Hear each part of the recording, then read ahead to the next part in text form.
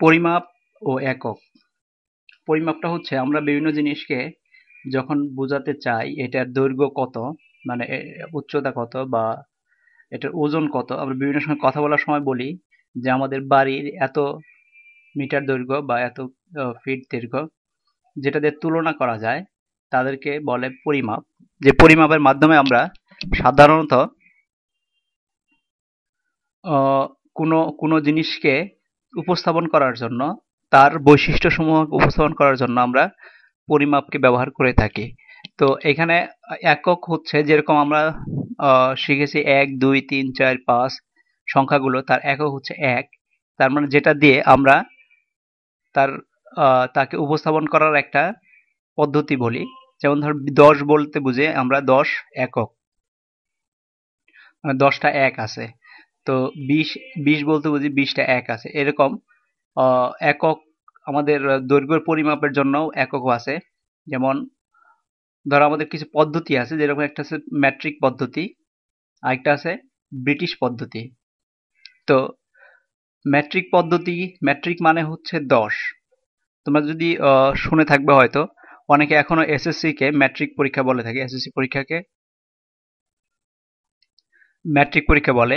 কারণ হচ্ছে এটা দশম স্থানীয় পরীক্ষা, দশম শ্রেণীর জন্য পরীক্ষাকে ম্যাট্রিক বলা হয়। এটাকে ম্যাট্রিক এই জন্য বলা হয় কারণ এটা ১০ করে বেড়ে গেছে।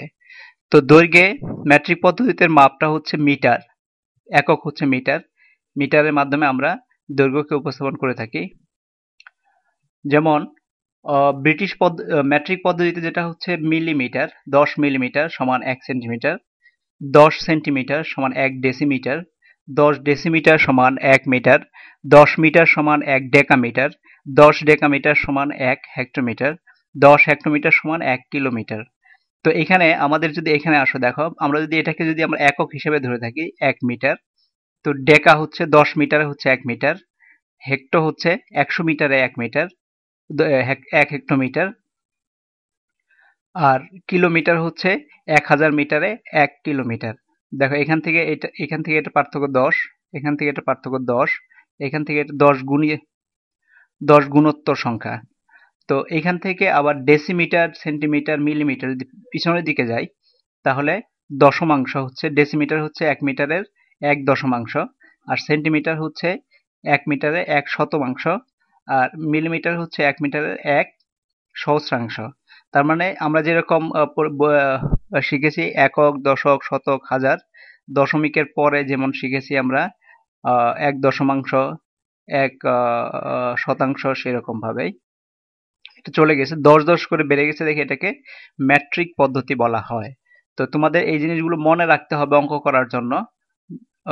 সহজভাবে মনে রাখা হচ্ছে ১ মিটার, ১ মিটার আর মিলিমিটারের পার্থক্য হচ্ছে এইগুলোকে যদি গুণন করে দাও তাহলে ১০০০ মিলিমিটারে ১ মিলিমিটার। দেখো ১০ ১০ ১০০, ১০০ ১০ হচ্ছে ১০০০, তার মানে ১০০০ মিলিমিটার হচ্ছে ১ মিটার।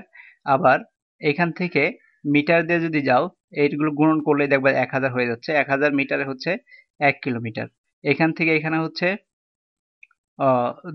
১০ মিটার হচ্ছে ১ ডেকামিটার, ১০০ মিটারে হচ্ছে ১ হেক্টোমিটার, যেটা আমরা এখানে দেখেছি। তো ব্রিটিশ পদ্ধতিতে যেটা হচ্ছে সেটা হচ্ছে ইঞ্চি এবং ফুট, গজ এবং মাইল, এই তিনটে জিনিস আছে। সেটা হচ্ছে ১২ ইঞ্চিতে হচ্ছে ১ ফুট, ৩ ফুটে হচ্ছে ১ গজ, ১৭৬০ গজে হচ্ছে ১ মাইল। এখানে হচ্ছে মাইলটা হচ্ছে বড়, আর এখানে হচ্ছে কিলোমিটার। তো এই দুইটা পদ্ধতিকে যদি তোমরা জোড়া লাগাতে যাও, বা এই দুইটা পদ্ধতিকে যদি তোমরা পরস্পর সম্পর্ক স্থাপন করতে যাও, তাহলে হচ্ছে যেটা করতে হবে ১ মিটার সমান ৩৯.৩৭ ইঞ্চি, প্রায় প্রায় এই জন্য যে ১ মিটারকে ৩৯.৩৭ ইঞ্চিতে একেবারে সঠিকভাবে উপস্থাপন করা যায় না, তাই আসন্ন দুই সংখ্যার, দশমিকের পর দুই সংখ্যার আসন্ন মান নিয়ে আমরা উপস্থাপন করি এখানে। তো ১ কিলোমিটার সমান ০.৬২ মাইল, ১ ইঞ্চি সমান ২.৫৪ সেন্টিমিটার, প্রায় ১ গজ সমান ০.৯১৪৪ মিটার, ১ মাইল সমান ১.৬ কিলোমিটার। তো এইখানে এত কিছু মনে রাখা একটু ঝামেলাযুক্ত, তাই তোমরা সহজভাবে এগুলো মনে রাখবা। কত মিটারে কত সেন্টিমিটার, আর কত ইঞ্চিতে কত ফুট, আর কত গজ, কত ফুটে কত গজ, কত গজে কত 1 মাইল, এগুলো মনে রাখবা। আর এখানে মনে রাখবা শুধু 1 ইঞ্চি সমান কত, 1 ইঞ্চি সমান 2.54 সেন্টিমিটার প্রায়। এটা যদি তুমি সবসময় মনে রাখতে পারো তাহলে অন্যান্যগুলো তোমার অঙ্ক করে বের করে ফেলতে পারবা। তো যদি বলে যে 10 ইঞ্চি সমান কত, বা 1 মিটার সমান কত ইঞ্চি, 1 মিটার মানে হচ্ছে, আমরা জানি 1 মিটার সমান 100 সেন্টিমিটার। আর 100 সেন্টিমিটার বা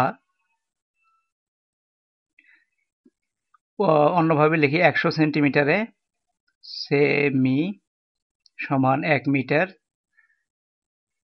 তাহলে 1 সেমি সমান 1/100, তাহলে আমার এত সেন্টিমিটার 2.54, 2.54 সেন্টিমিটার সমান হইতেছে 1 গুণন 2.54, নিচে হইতেছে 100। তার মানে এত সেন্টিমিটার সমান কত মিটার হবে সেটা বের করলেই তোমরা যে মিটার পাবা ওই মিটার সমান সমান হইতেছে 1 ইঞ্চি। তার মানে 1 ইঞ্চি সমান এত মিটার পেয়ে গেলা। তো এইভাবে তুমি অঙ্কগুলো করে ফেলতে পারো।